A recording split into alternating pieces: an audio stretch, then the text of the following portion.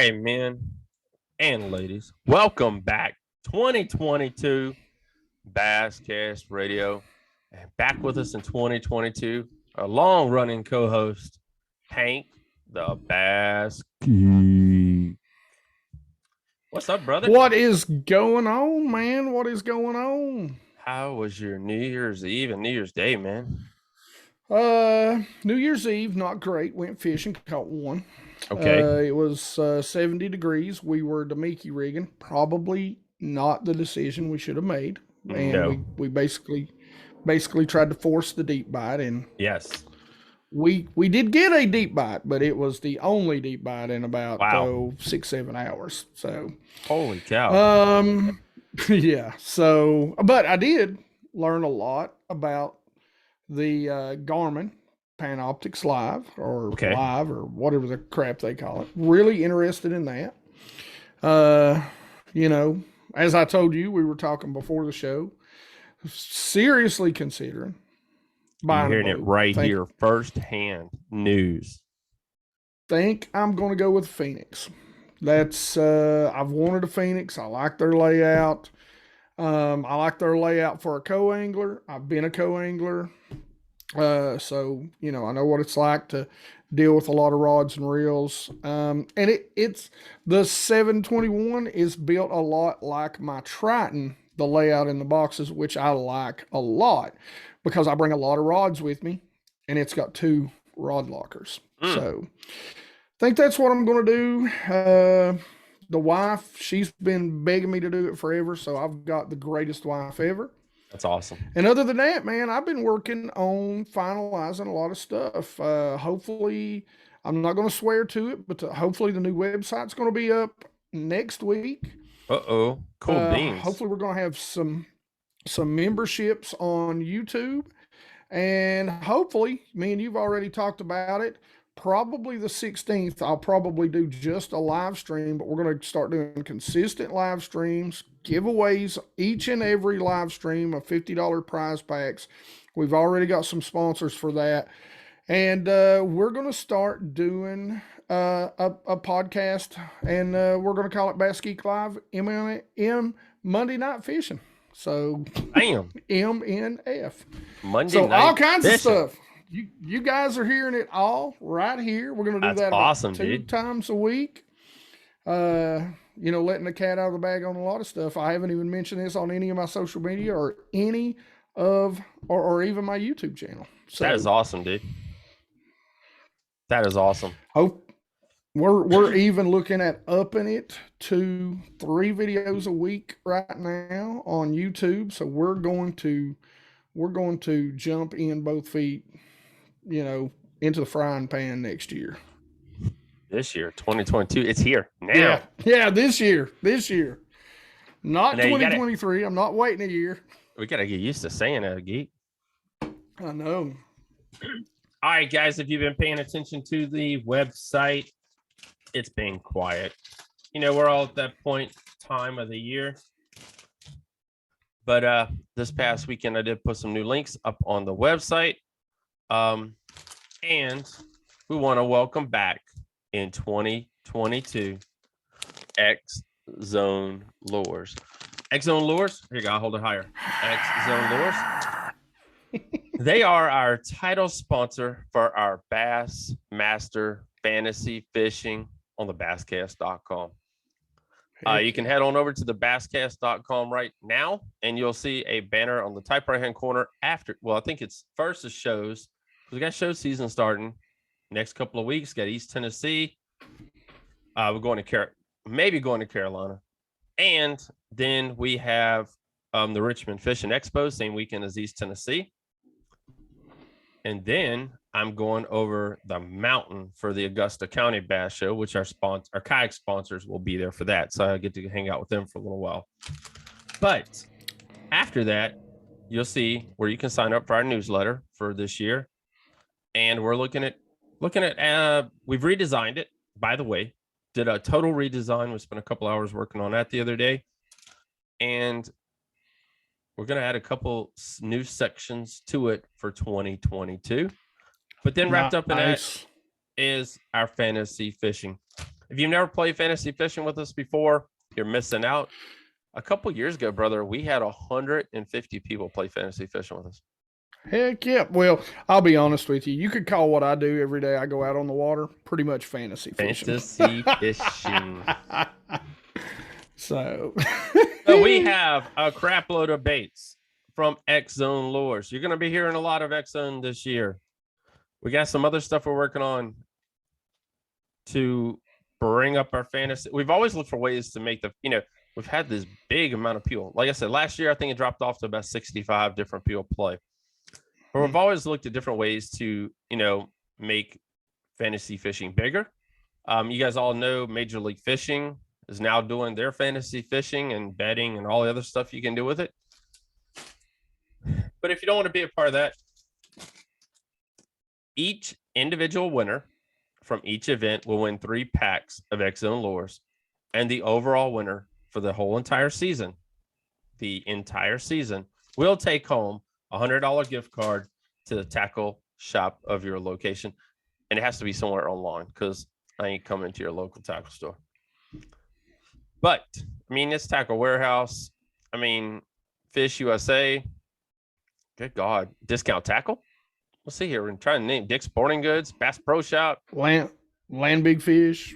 Yeah, Land Big Fish. So there are a lot of different locations. I can go online and get you a gift card, digital gift card sent to your house. So come on out and play fantasy fishing, thebasscast.com. And if you see us at one of these expos within the next few weeks, I know Bass Geek will be at East Tennessee, at least run around somewhere. We'll see. I don't know if I'm going to be working a booth. Yes, there's. Either way, we're going to get to. Either way, he better bring his on over there so we can at least spend about an hour together and get some photo shoots and look all good. We're going to do that. I'll at least be down Saturday. Well, I will be there because we're coming down on Friday morning early. Probably swing by the show when we get in for a little bit, and then we'll be there pretty much all day on Saturday hanging out. I've got news that maybe one of our affiliate friends will be there with a booth, so we're going to try to help him. So I got news of that today. So, man, it's a lot going on. So I'm ready to. I wish I could go now. Damn it, I really am. I'm ready to go. It just, I don't know. It's just, when we have this lull. I wrap up the season in December. Yep. And then you have all of December. You have the holidays, and then you have snow, which sucks. Yeah. And then, it's like the middle of January. We get all excited. We get to see everybody again. Yeah, shows. I love the shows. I love to be able to work them. That's why it's killing me, man. East Tennessee is one of my favorite shows to go to. Knox Vegas is my town. That's where my peeps are. And I don't know, man. I don't know what the deal is. I just can't seem to get anybody to want to let me work a booth with them or hang out with them. So I'll go down and hang out a day on my own, promote it, and see what happens. So, yeah. So hopefully, like I said, I don't want to work. I just want to walk around and shake hands and kiss babies. But, yeah, so I'm excited to be there because we love the East Tennessee Valley Fishing Expo. It is an awesome event, awesome different tables, and we get to see everyone. Yeah. But it does kind of suck for us this year because Richmond is the same weekend. Oh, that does stink. And, we're all within a 5-hour radius of each other. So, people are going to have to decide who and where they want to be. So, but we look forward to seeing you all because usually I'm able to go to Carolina, go to Richmond, and then go to East Tennessee, and then go to Rocky Mount or wherever. But this year I can't do it, so kind of sucks. But it is what it is. So, all right, let's get this show going, guys. Tonight's guest is no stranger to Basscast Radio. We have had him on before. He has won a total of $474,806 fishing the Bassmaster Elites. He is qualified for 2 different classics and on his way to another one in his own backyard. We have with us tonight Mr. Brandon Cob. And you guys all know how the classic goes. They always want to build up the boy in the backyard, gentleman, man, lady, whatever it is, in the backyard. And Brandon's going to be one of the ones that's going to be the favorite. We don't want to jinx him tonight because we love Brandon, but we're going to talk to him about 2021.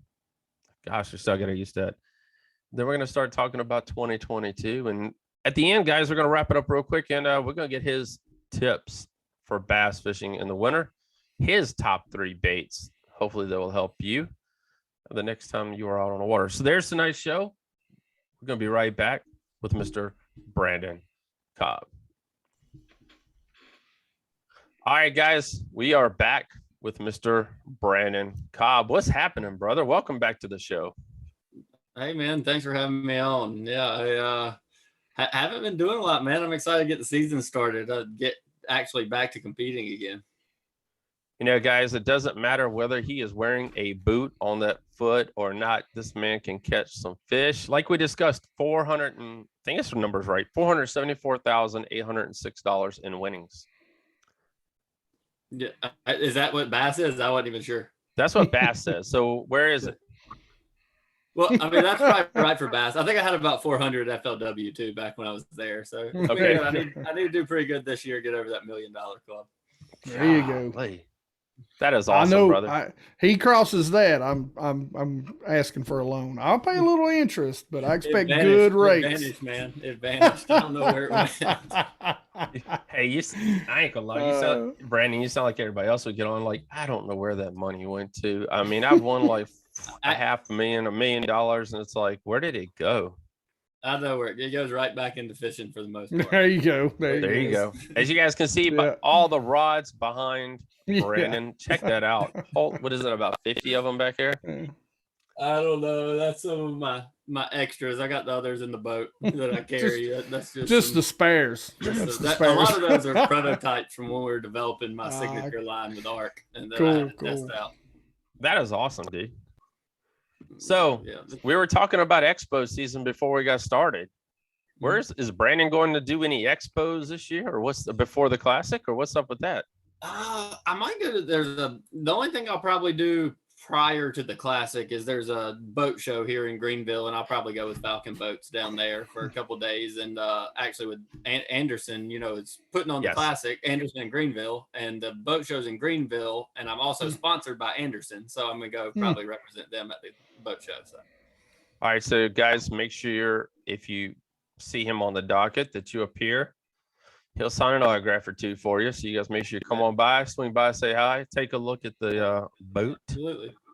Absolutely. And have you gotten your new boat for this year?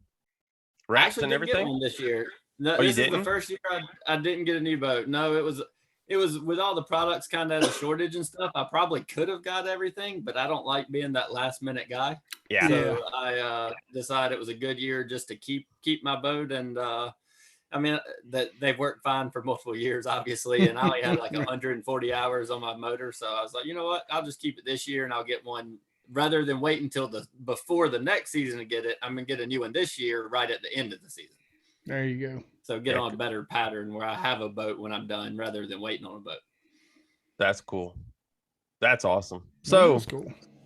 2021. We're gonna start there, guys. We're gonna. Did we even have you on in 2020? Maybe once at the beginning. I think. I'm not sure. I think like January, maybe. I was gonna say it's right at the beginning. We're back at it again. Going at the beginning of the year. That's right. So let's talk about 2021. It wasn't a bad year. You qualified for the Bassmaster Classic. Mm-hmm. You came out swinging on the St. Lawrence River. You finished in 11th place.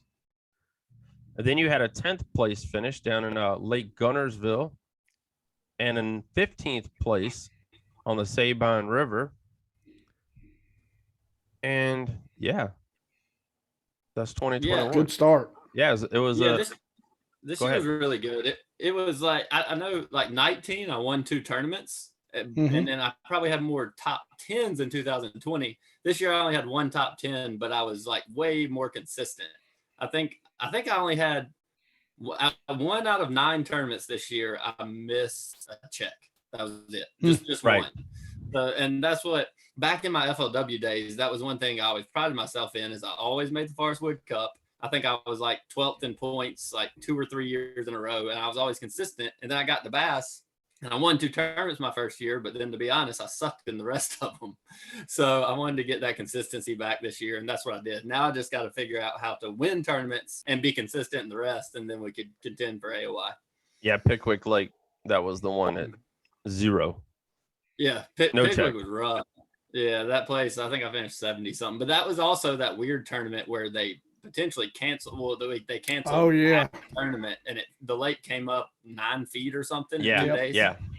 Yeah, that was a weird one. I've never, which I have fished the Tennessee River lakes a lot in my career, and I've definitely never fished one when they came up 9 feet. It got all muddy. I had no idea. I learned a lot in that tournament, though. Honestly, if that situation ever arises again, or we just get to a high current situation like that on one of those lakes, I would know much more than I did then. I had no idea. I mean, the current, literally on the main river, 15 miles down lake from the dam, it was a 6 mile per hour current. You couldn't control it. Yeah. I was like, I have no idea what to do, but learned a little bit there. So it was it was a bad tournament, but a good learning tournament, I guess. Good If I learning remember- experience. I think if I remember correctly, didn't Lowen win that one? Yeah, Bill Yeah. Lowen won that one. That's Yeah. right. That was Bill Lowen's first win on the Yeah. Bassmaster Elite Series. It was. I can't remember who all did well. I know the Johnstons did pretty well in that one. That was a crazy tournament. That was the one, if y'all saw the videos, it was Steve Kennedy was right behind the dam. Yeah. Yes, like yes. 10 mile per hour current, and he was like Yeah. tied himself to the front seat trying to fish. Yeah. I always say I learn more when, I learn more when I zero or have a bad day than I do when you just go out there and you can catch them doing about anything you want. So Yeah, that's right. And that one was that was a situation that I think I've never seen in my career of fishing. I don't think there's many anglers out there. Very few have ever seen a situation like that arise on a lake, Right. like where they saw it before it, saw it during it coming up, and then saw it after it. I've never seen that Yeah. ever. So it was cool. It was a cool tournament to like prepare for the future. I mean, hopefully we don't ever run into that situation again, but at least I know what to expect if I do. Yeah, I think we did have Lowen on after that. Yeah. I'll be honest, I am a fan of Mr. Lowen. I mean, he's one of the nicest, humblest guys you never hear anything out of. Never a bad, nothing. I mean, it's like crickets. And then, but he's consistent. He is. But He is. like I said, see his first win right there. And what did he do? I think he fished Yetis the whole time, didn't he? He caught a lot of his fish on just a jig and a spinnerbait going down the bank pretty much. And that was one thing I actually, with the water coming up when I was there, I thought you could do. I was like, well, the water came up, I was covering the water. I feel like I should be able to catch them. And I tried it the first morning of the first day and it didn't work. But the problem was I didn't give the fish time to get there. A lot of guys didn't catch them like that in the afternoon of the first day and so on throughout the tournament. But I just kind of jumped straight to it. It didn't work. And I did the right thing at the wrong time, basically. That's fishing. That That's sums up fishing right there. right. That's You right. got to be on the right thing at the right time. Timing is everything. Exactly. So we can talk that up as pretty much a big learning curve for 2021. Yeah. That was definitely probably learned the most in that tournament. There's been quite a few tournaments this year that I felt like I was maybe not on the winning fish, but definitely could have top 10'd. But that one definitely could have done much better in that one, Right. knowing that with what I know now. But that was definitely kind of a flop that was probably that I could prevent in the future. So I'm sitting here looking now, guys. You guys can all go look at this. I'm sitting here on Bassmaster.com. Lots of $10,000 checks. Lots of $10,000 checks this past year. And like you said, the consistency was there that haven't been there in the past. What do you think changed for Brandon Cob? I mean, you're not like you're a brand new angler. I mean, you fished FLW, you come over to Bassmaster, you've been in Bass. This would be third or fourth year, right? Yeah, this will be my fourth. Yes. Fourth year. This would be your fourth year going to Bass. So what do you think has changed and helped you evolve as a better angler? Well, honestly, I don't know that a lot's changed. The one thing that kind of changed and gave me some inconsistency, I think, in 19 and 20 is I did win in 19. All through my FLW career, I was consistent, but I never won. And I kind of got that taste of winning in 19. And took some risks, like would find some fish, be like, you know what, I can't win doing that, and I wouldn't fish for them. I wouldn't fish for fish where I thought I could get a check. I'd go straight and try to win, and it flopped a few times. So I think the thing is, you gotta take risks, but not to the extent that maybe I did in a few of those tournaments. And that's this year. I kind of went back to like my FLW days of playing it safe to an extent, but I mean, also you want to win every tournament, but kind of knowing the ones like I can win this one and this one probably not. I need to do well in it. So you hear guys talk all the time about tournaments. You go into every single one thinking you're going to win, but a lot of times, or wanting to win, trying your best to win. But a lot of times, once you get in that tournament, you know that unless you find something during the tournament, you know you're going to do what you have to do to be consistent. Put 5 in the boat, put the 5 best keepers you can in the boat, and go on. Yeah. So yeah, and that's what I did a lot in 19. I would find something in practice and be like, you know, I can probably get a check doing this, but I'm not gonna win. And I'd go look for something completely different in the tournament and bomb because I was looking for something when I should when I could have done okay. And so it's kind of balancing the two. I mean, you want to win every one, but also to be like to be an Angler of the Year contender or to make the Classic, you can't bomb very many unless you do win. No, that's what was good about 19. Too many good sticks out there. Now you've this is your 3rd Classic. It is. Yeah. This is this will be this is your this is your 4th year. Now you've made out of 4 years, counting this coming up year, you made 3 Classics. Yeah, I've made the Classic every year I've been at Bass. So this season will be another chance to make the Nice job. Congratulations. It's definitely pretty tough to make. That's pretty consistent. Yeah.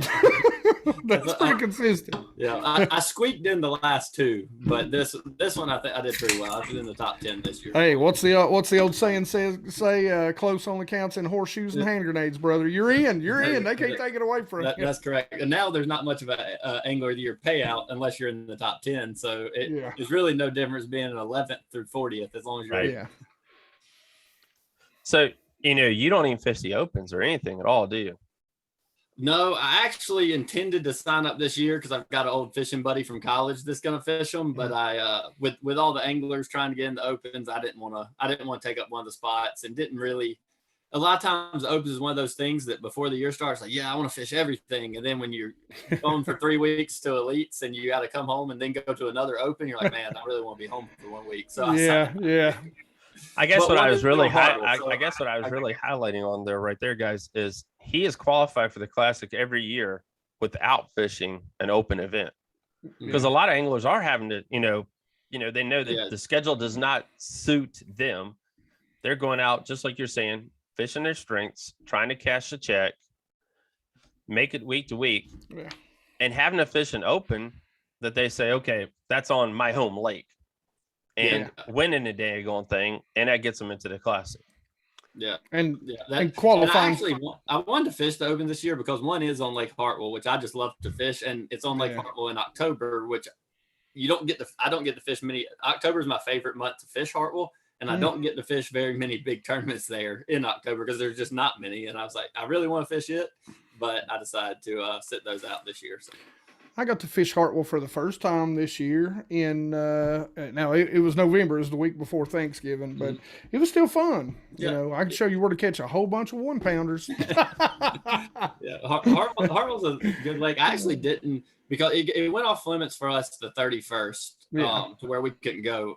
Obviously it's been information off limits for a while, but we could go up till the 31st, and I intended to pre-practice a lot for it. I was going because I'm right here close to it. And I was like, you know what? I should go. And I went like a day or two, and I decided I didn't put much time in before it went off limits because obviously it's not going to be the same then as now. And I know that because I know Hartwell real well, but I didn't want to go find a lot of fish and catch them really good. And I know it's going to be different, but even if you know it's different, if you caught 20 pounds every day back in December, you're still going to want to go check all that stuff. And it's hard to stay away from history. It's hard to stay away from history. I just wanted to make sure a lot of my deep stuff and things like that, they could still be on it then. So I wanted to make sure I had it all marked where I could not graph it. I could just pull up and throw at it. And that's what I spent those 2 days doing, just making sure, because this has been a long time. I haven't been out there much lately like I used to, but I still remembered most everything and got good waypoints so I can pull up on most of my deep stuff. So that was my main goal before it went off limits. Keeping them honest. Yeah, that's right. It was the fishing, judging by some results up there lately, just looking online and things, I think it's gonna fish pretty well for us. Hartwell's one of those lakes. It's one of the best lakes in the country as far as it is. What, like decent quality and a lot of numbers. You're not gonna catch 10 pounders like you are in other places. Yeah, right. It's got a lot of just 2.5 to 3.5 pound fish. And some years, for one reason or another, Hartwell's water level ever since 2000, when I've been fishing a lot, it's up, down, and it always fishes better when it's down.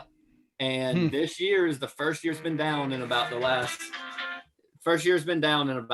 5 years. So that's why I think it's fishing a little bit better. And I think it'll fish better for us in March as long as it stays down a little bit. Yeah. That's awesome. Guys, if you have not been to the Bassmaster Classic, definitely Lake Hartwell is one that you need to get to. It is an awesome event. Awesome setup. But it's pretty daggone cold. I remember at first when I went to, I've been to 2 there now. So this will be, I think, my 3rd. So yeah, I think it's like 25 degrees. We're later this time. So you really, that's what everybody keeps asking me. They're like, what do you think they'll be doing then? I'm like, honestly, it could be 47 degree water temp, or it could be 62. You have no idea. Like that time of year, first week of March, I've seen snow and I've seen it 75, 80 degrees. You have no idea.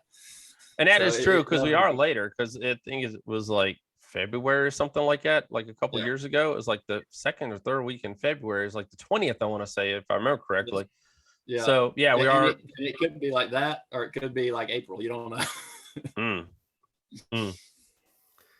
It is going to be interesting, but all you guys know that Brandon is probably going to be one of the crowd favorites, because it is it's his home state, and making it back for there. How do you feel, man? It's going to be a lot of pressure, because every time Dave Mercer is going to be saying something about Brandon Cob, hometown favorite Brandon Cob. Yeah. I mean, I really obviously I probably have more hours on Hartwell than most of the competitors combined. And I've spent, hundreds and hundreds of days out there, but I like it because I do know the lake, and especially that time of year, it's gonna be changing fast. So I kind of know where they're going. The one thing that's kind of concerning is I'm not gonna say the local pressure, like of people knowing who I am, bothers me, but I look back at, do you remember the Forest Wood Cup at Murray from 2017, I think? And I led that tournament for 2 days, the Forest Wood Cup. And then the last day I had like 117 boats follow me. Oh, wow. And the gallery. And I lost that tournament because of that. Like in part. I mean, I definitely didn't make the best decisions that day, but it was hard to fish just with the sheer crowd and traffic around me. And I kind of look at Hartwell. I think I don't know this, but I think I'll have to have different stuff. Being local and a lot of people's eyes on me, I guess you say, and with the live cameras and stuff, I'll probably have to have a lot of different things to do each day. You probably won't be able to do the same thing every day just because. And it's going to make it tricky. Pull a Jacob Wheeler, just rip your wrap off your boat for practice. Or borrow somebody else's boat, totally. Just like, there you go. It makes it tough. The pressure doesn't really bother me of expectations, things like that. Yeah. It's more just, it makes it hard. It makes it hard when which it wasn't bad. When I fished the elites there in 19, I never really had many people fishing a lot of the one I won. I never had that many people like in my way fishing. I had boats following me. It worked out fine. I just know it's just another factor that you don't have, that I may have. I don't know, but I may have to go with that on the first day, even if like just right off the bat, you don't know. Learning how to, and I've heard a lot of guys, that are leading big tournaments, they talk about it, learning how to manage the gallery, sitting down early, standing up, talking to them, telling them to stay back, and that sort of stuff. It's as much of a issue as fishing in. I've heard guys talk about telling the gallery, please turn your electronics off. I mean, the whole 9 yards. And you're right, man. I mean, you imagine you get 20 boats, 30 boats, 40 boats, you get out there and you do good on day one, day two. Imagine what you're going to have with you, and imagine all those, to me, I know, I don't mean to be mean, but imagine all those idiots out there with their live scopes going, it's like, guys. Yeah, a lot of the fish can feel a lot of that, and then a lot of it too. Yes. I mean, I had it happen at Murray that year. A lot of it with live nowadays and stuff too. The more eyes are on you, you almost, somebody's gonna fish what you're fishing after weigh-in that day. Almost every time. Oh, it happens everywhere we go. So I mean, a lot of people aren't, but a lot of people also do. So you kind of gotta, you have to keep stuff in your back pocket the whole time. You have to have something that you haven't touched, that you haven't fished yet. It's it's tricky to deal with, especially on high profile lakes. You got to think about that, like Gunnersville or Fork, where there's a ton of people fishing, and then high profile tournaments such as the Classic, where there's more people watching. It makes it a lot trickier. And the bad thing about it is you may even get some local that just so happens to know that hole, who comes in and fishes it behind you. Show it to the world. Yeah, and doesn't even know that you're fishing the Classic there. I mean, it's tricky. It's a lot more to think about on the bigger tournaments. It's even more so, just because there's so many more people on the water and things like that versus a regular season tournament. It's like NASCAR on I-40. You know what I'm saying? You got to dodge all the pedestrians. That's right. There's a lot of variables that go into the Classic of all tournaments. Yeah. So we know you feeling pretty confident, like you said. You spent a lot of hours, a lot of time out on the water, and you got a few honey holes in your back pocket. You're not gonna tell anybody. So we're really excited. That's the one thing that everybody's like, oh, Hartwell's so good. Well, see, when I fished it from about, let's say, like 2000 to 2012, it was down 23 feet. Holy cow! So that's a lot for that lake. Yeah, and then 2012 or 14 maybe, it came up to like 2 feet above full, and then it was going up and down every year since that. So I do know the lake real well, but to be perfectly honest, it's a different lake every 2 to 3 years. Wow. So when I would say I cut my teeth on Hartwell and learned most I knew about it, it was 20 foot down. Most of those places, like a lot of deep places that I used to fish a lot, I have regraphed some, and the lake is down a little bit now, but whereas they used to be in 35 foot, now they're in 45 foot and a little too deep on a lot of it. Yeah. So it's kind of tricky. I do know Hartwell real well, but a lot of it's drastically different every year, every season. Well, I'll have to say I had a good time when I was down there. I fished Northeast Tennessee, the big, like I always make the joke, like Cherokee, most everybody knows that, but even the lake I fish, which is my home lake, South Holston, I'd make the joke, when I was growing up reading Bassmaster, I'd be like, they'd tell you, what are you fishing during the wintertime? Look for those 45-degree banks. I was like, they're all 45 or 90 degrees. What? I don't know. But, and up here, somebody asked me one time, they said, them lakes can be tough, and I was like, yeah, it's like, a tough day up here is 2 days with nothing, zeros. I come down there and fish with my buddy. We caught 15. He was talking about it being a bad day. I'm like, what? This is like we caught 15 bass, man. To be honest, all our lakes, not even just Hartwell. I mean, Russell, Clarks Hill, all the lakes on the Savannah. I got to fish Clarks Hill too. So they're all easier now because spots have got so much more prevalent. And the largemouth bite is very tough sometimes, but the spots keep you entertained. Yeah, we caught spots almost the whole time. I think we caught like two. Leave it to me, I go down there and find the only two. I'm down there wanting to catch a big spot, and I catch the only largemouth right off the bat. So. Yeah, we've got some big spots now, but it's changing drastically. Catching fish sticks. Yeah. All right, guys. So here we go. Make sure you guys are following Brandon. Make sure you're following his social media. Hitting him up on Instagram. Follow him there. Facebook, anywhere else. I don't think you have a YouTube channel yet, do you? No. I have one. It's got one video, so That's what I thought. better. So there's no YouTube Holler at me, channel. Brandon. Call me up, Brandon. So there's no YouTube channel, guys. I'll help you. I actually did a before the classic in like I guess it was one you're talking about in February. I did I went out with the town of Anderson and did a recording of what to expect at the Bassmaster Classic. I probably ought to delete that considering we're about to fish it. Yeah, do that.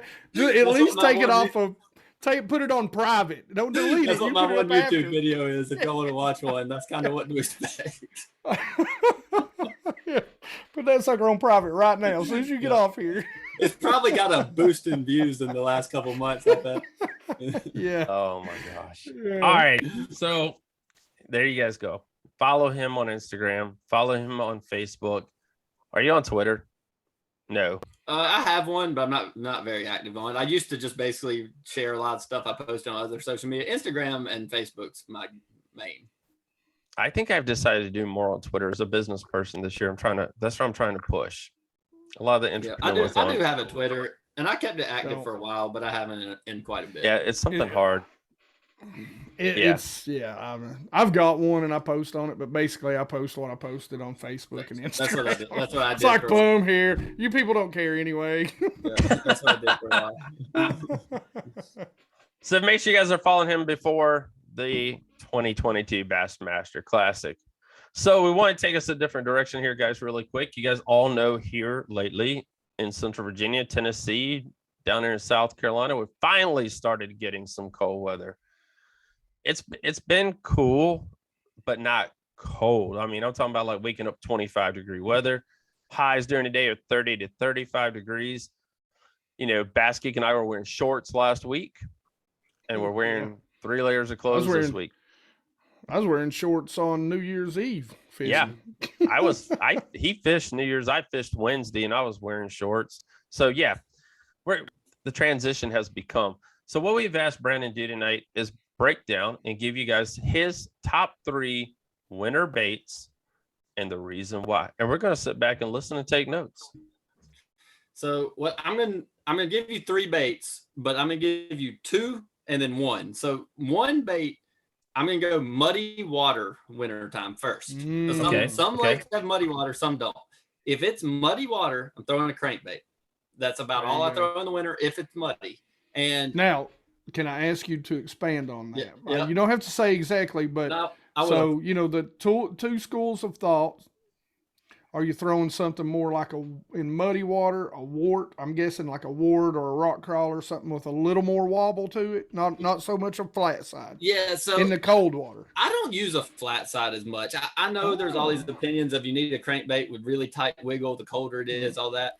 I basically throw 2 crankbaits all winter. The wiggle wart I know is a really popular wintertime bait, but it's more of a deeper bank running crankbait, in my opinion. It gets down quick, and our lakes where I usually crank in the winter, which is my local lake, I was like, they're flat.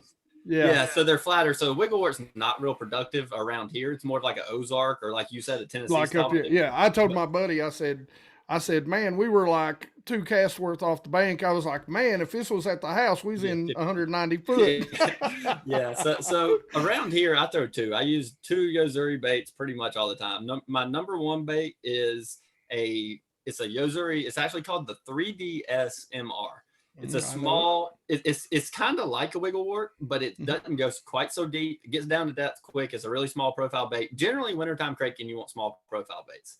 And I use that bait. And then it's the other branch of Yozuri. It's called a dual hardcore shad. Yeah. And it's basically just a small profile. It does wobble a little tighter than the 3DS does, but I'll use that bait and the 3DS. And pretty much I'll throw some shad patterns and sometimes if I think they're feeding on shad, but the colder it is generally when your reds start working. Crawl patterns, reds, brown crawls, anything.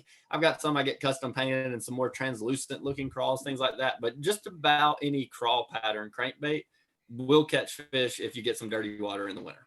Nice, great tip. So that would be probably my dirty water bait. But then a lot of times around here, especially we were talking spots a while ago, is I pretty much only use two real baits much in the winter out deep. Number one is a jigging spoon. It's just a jigging spoon. A jigging spoon is a chunk of lead with a hook in it. And I mean, I buy some local ones around here at tackle stores. It doesn't matter. The only thing I do like about a jigging spoon that a lot of people don't do is I use a 1 ounce pretty much exclusively.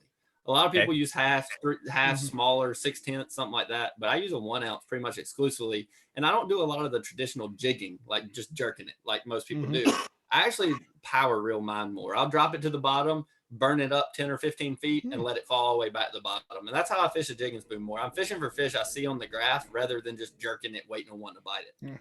Okay. Now, is there a certain profile? You like the smaller, more compact? I mean, the ones I use are just a flat chunk of lead. I mean, they're 1 ounce. They're similar, like a more common one people would know are probably like those War Eagle spoons. So it's kind of that shape.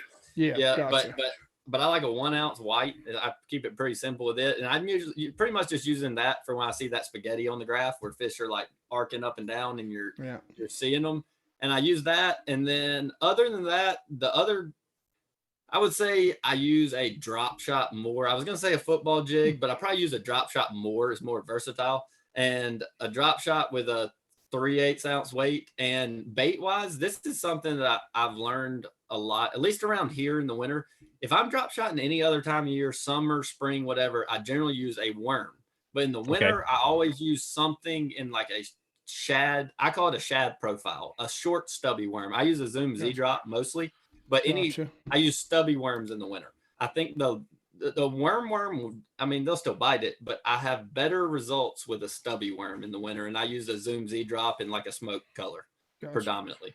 So now let's expand on the drop shot, because I'm going to ask you some questions because I suck at the drop shot. I love the drop shot. It's one of my weak spots. So in the wintertime, now when you're using the drop shot, are you casting it? Are you dropping it straight down a lot of times? And when you do cast it, talk to us about weight and leader. So I very rarely ever cast it. It's pretty much in the winter around here anyway. You're always fishing 25 plus foot deep, so 25 to 70 really. I mean deep, and so I'm pretty much always dropping because you can't get good presentation or you can't feel nothing when you're fishing 40 foot deep casting. But my drop shot pretty much is just like, trying to think how to explain it. It's kind of like my bird dog when I'm fishing deep. A lot of our fish around here, they get on the bottom and you can't see them. So I'll troll around and I'll kind of pitch the drop shot 6 or 8 foot in front of the boat, just so as I'm moving, it's falling vertical. And I'll watch it down to the bottom. And when I get on the bottom, I'll shake it, drag it, for, I don't know, a little while. Just keep it under the boat, drag it around, keep it in contact with the bottom. And then I'll lift it up just real slow and see if a fish is with it. And then I'll just keep doing that until I start seeing some activity, like a fish bubble out the bottom, or maybe I catch one. But even if I don't catch one, until I see a fish bubble up at the drop shot out of the bottom, and I see them, and hopefully I catch that fish. And then if I hook that fish, generally, if there's one deep in the winter around here, there's a whole bunch of them. There's a bunch, so when I pull that fish off the bottom, and that'll create that spaghetti school on the graph like I talked about, and that's when I deploy the spoon. Kind of a 1-2 between the spoon and drop shot. Gotcha. Now, what's that go-to leader length? What's your go-to in that situation? Honestly, I don't get too specific. I would say it's probably around 12 inches, but I'm dropping it vertical, so maybe 10. It doesn't really matter. The only thing I changed about this long. But the only thing I changed a good bit on a drop shot is I go back and forth between like a 1/0 wide gap hook and a nose hook, because we have a lot of timber, and depending on where you are, you can't do that dragging maneuver very effectively with a nose hook. Because you'll get hung. So I go back and forth. I like a nose hook if I can get away with it, but a lot of times you just can't. So I go with like a real small offset, or like either offset shank or wide gap. Good stuff, man. So it's kind of really those two. The jigging spoon's kind of useless by itself, and the drop shot is just to fire them up enough, because you can catch them so much faster on jigging spoon when you find them. That's awesome, dude. So that's kind of the way I approach it. And the jigging spoon, believe it or not, over the years fishing deep around here, we were talking spots versus largemouths. Your largemouths are a lot of times your bigger fish, and I would say drop shot versus jigging spoon, you up your chances of catching a largemouth out deep in those schools drastically. Pretty much when I catch a big bag out deep in the winter, whether it's Russell, Hartwell, Clarks Hill, anywhere fishing deep, I would say 80% of my largemouths come on the jigging spoon, even though I might fire the school up with the drop shot. So on that jigging spoon being a 1 ounce, give us a rod, reel, and line setup. All right. Yeah, it's pretty. I mean, you can use like pretty much whatever, but the one thing I've learned is jigging spoons aggravating as heck to land them on. You hook a big one, you got one treble hook. It's way worse than a crankbait because then you got two at least. But the jigging spoon, I go with I actually use a rod I designed. It's called the One More. It's a 7.2. It's like a medium heavy, but it tapers all the way to the reel. When you hook a fish, you feel it bend all the way to your hand. So it's got a real good parabolic. Really. So it's not quite a crankbait rod, but then it's not quite a worm fishing rod either. It's just got a weird bend to it. And that's the type rod you want. You want something that bends, loads up the entire rod. And the jigging spoon is the only bait nowadays that I still use either copolymer or monofilament line. No fluorocarbon. I always use copolymer or monofilament. I use the Ozuri hybrid. I think it's technically classified as a copolymer, but stretches a little bit. And I think I've seen a video where you were talking about this because it's got a bad habit of fouling up or something. That's right. Yeah, when you're jerking that spoon, when you do some of the jerks rather than the power reels, it'll kick up and wrap around the line, and that monofilament will stretch enough to keep it from doing that. And then I also put a barrel swivel. You can do it either way. A lot of times a lot of people put a snap on the spoon with a barrel right above it. I don't usually do that. I tie mine like a Carolina rig. I put a swivel about 14 inches, 18 inches up the line from the spoon. Gotcha. You can do it either way. It doesn't, whether the swivel's on the bait or on the line. And you don't have to do that. The problem is if you go jig a spoon for 8-10 hours one day, you're going to have to re-spool the next day. Yeah. Because your line's going to be so twisty. So that saves you some line. Yeah. So that's really, the setup's pretty basic. And the one thing so spoons generally come with crappy hooks. Mm-hmm. But I don't usually change mine because we have a lot of timber, and I like to be able to straighten my hook out if I get hung. Get the spoon back. A lot of tournament. I would recommend if it's a tournament, you change your hooks. But I recommend if it's not a tournament, you might lose a fish or two, but don't change your hook. You won't be able to get your spoon back. So I don't fish a lot of tournaments in the winter, so I don't change my hooks on my spoon. I'd rather keep my spoons throughout the day and lose one or two fish than change the hook and lose on the spoons. Awesome stuff, brother. Awesome. Man, there you guys go. Wintertime's fun fishing, for sure. There you guys go. Just a couple winter time fishing tips from Mr. Brandon Cobb. Guys, that is all for us tonight, man. Brandon, we appreciate you coming on the show. Thank you for talking to us. We told you we wouldn't keep you very long, but we wanted to, we want to start off with the fan favorite because like I said, we got, that way it's no pressure. That's right. Y'all come follow me. Come talk to me at the Classic. Hopefully I won't be there for any expo, but if I am fishing, at least go check out some of the booths there. Arc Rods, Anderson will actually have a booth, and also Buck and Bass rain suits that I wear, they'll have a booth. And one cool thing that's going to be there, if you're a high school angler, I'm like the assistant coach with Lander University fishing team. Nice. And I think we're trying to get a booth with the college fishing team there. So come talk to the coach. Coach will be there. I won't, but I'll be fishing, obviously. But if you're in high school looking at college, we're really stepping the team up at Lander. There you guys go. Make sure you guys head on over. Check out all these awesome booths at the Bassmaster Classic 2022. First weekend of March, boys and girls. So make sure you guys come on out and be there. Brother, thanks for coming on and talking with us. Make sure you guys follow him on social media. Are there any sponsors that you would like to shout out before you head on back to whatever you were doing? No, I mean, all my sponsors that I've had forever. I guess my Falcon. I'm like I said, I mentioned most of them throughout talking today. But Falcon, Ozuri, Arc, Zoom. We all my same sponsors I have for a long time. Mossy Oak. I look forward to representing them again. Hopefully, we can get a Classic win for some of them. There you go. We're rooting for you. I appreciate it. All right, guys, we really appreciate Brandon Cobb for coming on and talking with us tonight. I hope you guys enjoyed the podcast, enjoyed all the information. Hopefully the tips will help you the next time you are out on the water. And welcome to 2022. It's here. I love even numbers. I hate odd numbers. So hopefully it's going to be a rocking year. I just hate odd numbers. I don't know why I'm stupid, but I hope it's going to be a good year. Like I said in the last podcast, somebody gave me some misinformation. Apparently, I heard COVID was over at the New Year's, and so it's worse. So, damn them. I don't like COVID talk too much. That's just me. But I have everyone that has gotten it through friends that I am associated with 2 or 3 days, and they're back to work. Yeah. It's nothing like the rest of it used to be. So this new variant or whatever the heck it's called. So what is it called? The Idaho variant or something? Omicron. Omniplex. Yeah. Some stupid crap. Yeah. So yes. So that's it. First show, 22 in the books. We look forward to seeing you guys all at any of the local expos that we'll be at. And we'll be doing a lot of YouTubing. Good gosh, Instagramming, and a little bit of Facebook, maybe a little bit of Twitter. But yeah, so pay attention, social media, and make sure you guys stay on top of that.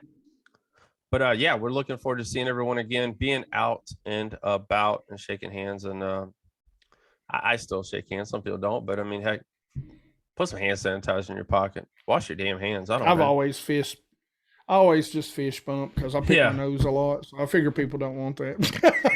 Just kidding. And before we go, make sure you guys head on over right now to the basscast.com. Check out our fantasy fishing. All the information you need is right there. If you go to head on over, click the link, go to Bassmaster. If you don't have an account already, create the free account and play fantasy fishing with the basscast.com to win some amazing prizes from X Zone Lures. And this guy right here, Mr. Brandon Cob. We need to get him on the show. And he actually said he wants to be on the show. So we need to get him on the show as well. So nice. So we got a lot of guests. I'll be honest with you guys. Tonight I threw this one together really quick. We've had some crazy weather. Bass Geek will tell you. We've been fighting the snow. We've been fighting the ice. We've been fighting the weather. And by what the fiance told me today, we got more coming, and it's in the process of another 2 to 4 inches. Yep. More coming tomorrow. I think they're giving 4 to 6 for us right now. Wow. So another repeat from what we had early in the week. Yep. And that's it. Guys, thank you. Hope you enjoyed the show. Make sure you head on over, follow Bass Geek on YouTube. And you guys heard all the stuff he was talking about, all the great stuff happening in 2022. The Basscast will be a part of that as always. Always. Cross-referencing, cross-playing, whatever you guys want to say. Just being a part and talking bass fishing and, hanging out with some awesome people and hopefully bringing you guys some great information that you guys can use out on the water. So have a great night, everyone. We'll be talking to you later. Shut up. Oh.